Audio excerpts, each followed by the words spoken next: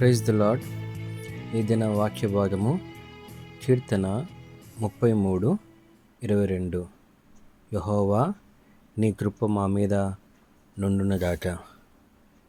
దేవునికి ప్రజలుగా మనము దేవుని కృపను మన జీవితంలో ప్రతిదినము మన మీద ఉండవలసినదిగా ఉంటున్నది.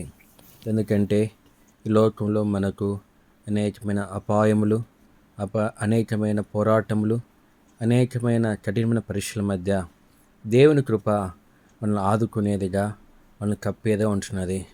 కీర్తనలో మనం గమనించినప్పుడు 18వ వచనంలో వారి ప్రాణమును మరణం నుండి తప్పించుటకును, కరువులలో వారిని సజీవులుగా కాపాడుటకును.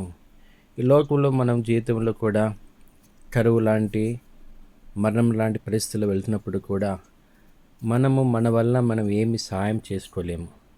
మనము ఇలాంటి పరిస్థితుల నుంచి మనం కాపాడుకోలేము. కేవలము దేవుని కృప కొరకు కనిపెట్టినప్పుడు మాత్రమే దేవుడు మనకు సహాయంగా ఉండి మనల్ని కృప చూపించి మనల్ని కాపాడేవాడు ఉంటున్నాడు.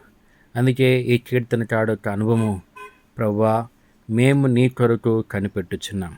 ఇలాంటి పరిస్థితులైనా మన జీవితంలో మన శక్తికి మించిన పరిస్థితుల నుంచి దేవుడు మాత్రమే మనల్ని కాపాడవలసినదిగా, దేవునికి సహాయం కొరకు, దేవునికి బలం కొరకు కనిపెట్టుకున్నప్పుడు నిశ్చయంగా దేవుడు మన మీద తన దృష్టి నుంచి మనకు కృప అనుగ్రహించేవాడు ఉంటున్నాడు.